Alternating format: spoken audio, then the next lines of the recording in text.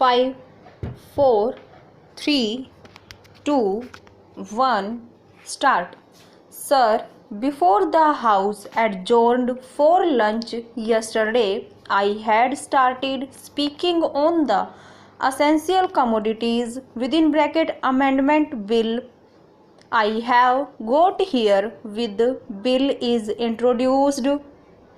In the statement of objects and reasons, the government pointed out that in certain cases it might be necessary for them not to avoid punishment prescribed in the law as it exists at present, but to forfeit a part of the deposit. This relates to minor offences under the Essential Commodities Act. Stanza. I can quite understand this, and generally, therefore, nobody would oppose this thing, but the question that I wish to raise in this connection before the House is the manner in which this act is being implemented by the government and also by the state governments. I mention the state governments because here is a measure which is sponsored by the Ministry of Food and Agriculture, and in regard to many aspects of which I believe the central government has concurrent jurisdiction, but much is left to the states.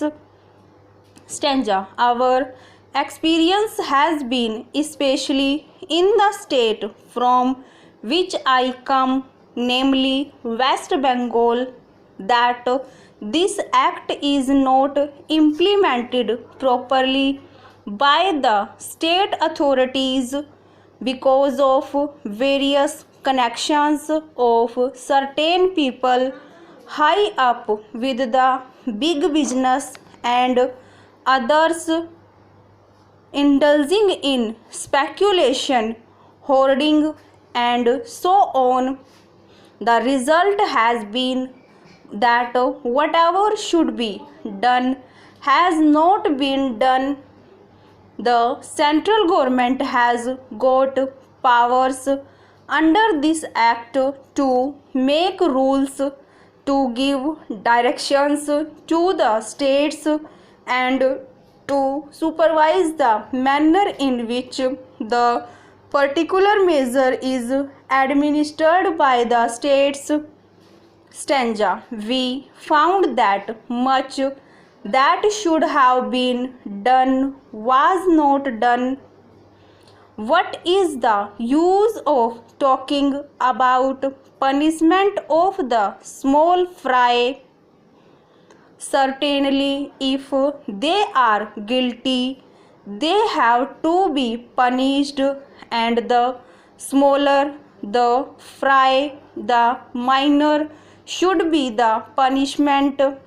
I agree there, but the point is that the act is not properly implemented. We would like to know from the government as to how many cases have been started under the Essential Commodities Act. We know that food grains had been hoarded, speculation had been indulging in, stocks had been removed from one state to another superstitiously by unfair and illegal methods. These should have attracted the attention of the Essential Commodities Act. The act was passed in this parliament with a view to putting a check on speculative rise in prices. Stanza. When it came to the question of practical implementation of this measure, we found that the government had failed. Now the government should say something about it. When the government seeks to amend an act, it should tell us as to how the parent act which is proposed to be amended has been implemented. Is it the connection of the government that difficulty arises because this particular provision is not there in the act? Is the government in trouble because they do not know how to deal with the smaller fries? Or is it because those who are supposed to administer this measure at the state level, at the district level, have thought it fit to ignore it, have thought it fit to bypass it? If any measure of the central government was needed for controlling the price of food grains and ensuring the supply of essential commodities to the community, it is the Essential Commodities Act. I would like the minister to say something on this. Over.